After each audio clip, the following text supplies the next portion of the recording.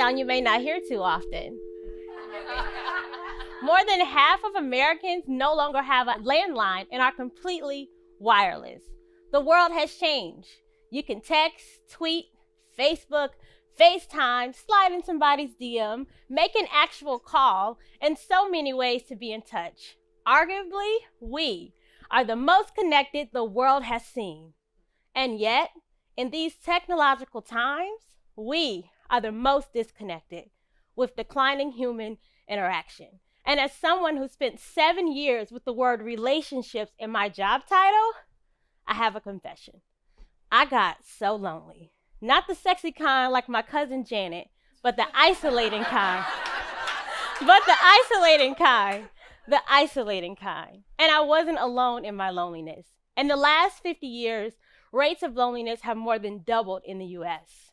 We are in an increasingly isolated lifestyles. We have the most solo households in history. We're working longer hours and less active in social clubs. We're getting married later, if we do at all, and having less children, leading to smaller families. We also are more transient, moving the most of any country, an average of 11 moves each. We are in a crisis of connection. And this crisis that I'm talking about isn't just a social issue, but an increasing health epidemic. Because this can lead to this.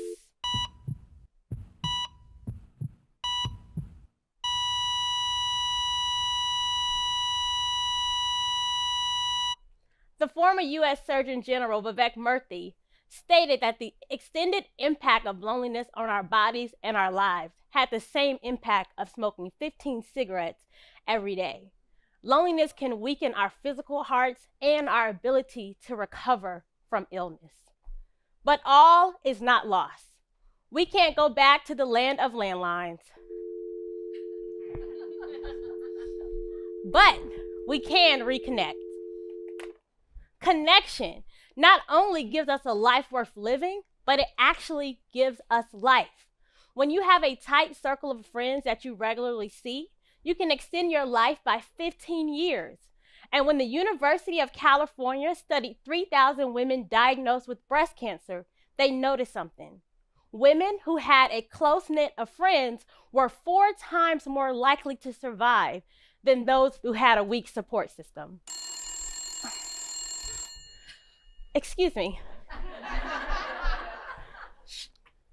Hello?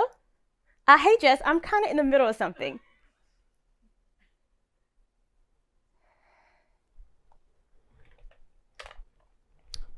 That was my wake-up call. A call I never wanted to get. The first time I was in a room with Wonder Victoria Hamilton, my friends Jen and Gary's infant daughter, was at her funeral. Sadly, after a bout with pneumonia, she passed away. Even worse, I had scheduled a time to meet her, but I didn't reschedule when they needed to, and I lost my chance.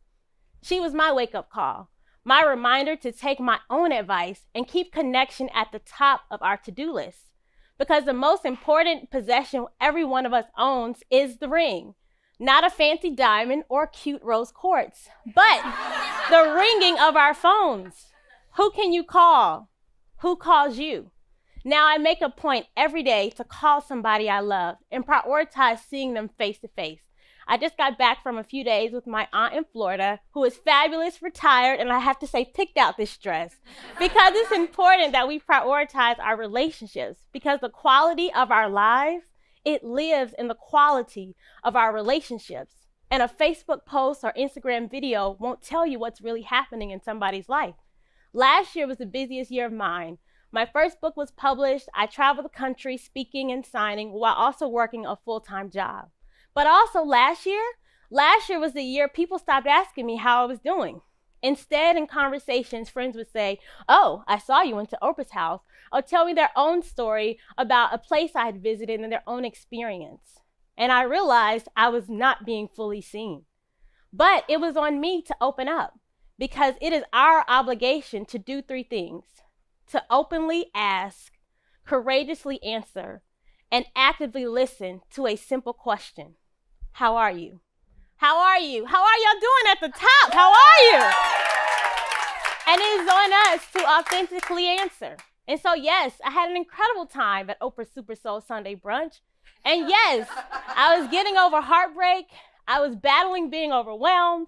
I ate half a box of donuts after campaigning for Stacey Abrams for governor on election night.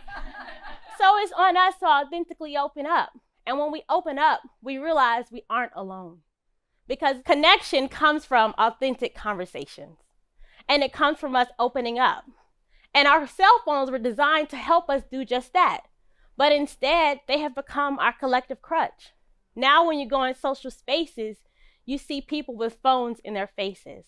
And so the next time you're in a room and you see everyone disengaged and independently scrolling, I want you to do what I do. I want you to walk up and knock everybody's phones out of their hands.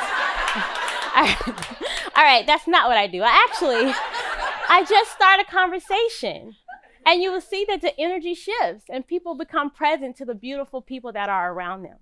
Because the same way someone on crutches wants to freely walk, we all desire authentic connection. We all were designed to be connected to one another. That's why I could only laugh when I was in Durban, South Africa, walking through the market, and I spotted a spice. Next to herbs and for ailments and different types of issues, there was a nice concoction that would help you find a boyfriend. Because we all desire to be seen, heard, and loved. Unfortunately, life does not come with a buddy system. Adulting does not come with its own buddy. There's no one to remind you if you gradually decrease in connecting or increase on the scale. But if you were fortunate growing up, you might have had a go-to buddy. Mine was Camille Colson. I met Camille in 4th grade, and we experienced its crushes and school bus embarrassment together. In 7th grade, we wrote in each other's yearbook what all of our friends wrote in each other's book. K-I-T. Keep in touch. But we didn't. In high school, we drifted apart, and we got in different cliques and graduated and went to prom with different people. College came and went, and a decade went by before I had talked to somebody who shared some of my most sacred memories. So I slid into her DMs. I missed her. I wanted to see her face in person. I wanted to hear her laugh. And I invited her to come over and talk. And we did. She sat on my mother's couch, and we laughed, and we shared the stories you don't share on social media. Because when we intentionally cultivate our squad, we create a life that is filled with love and success. May our phone lines be like bloodlines with constant flow.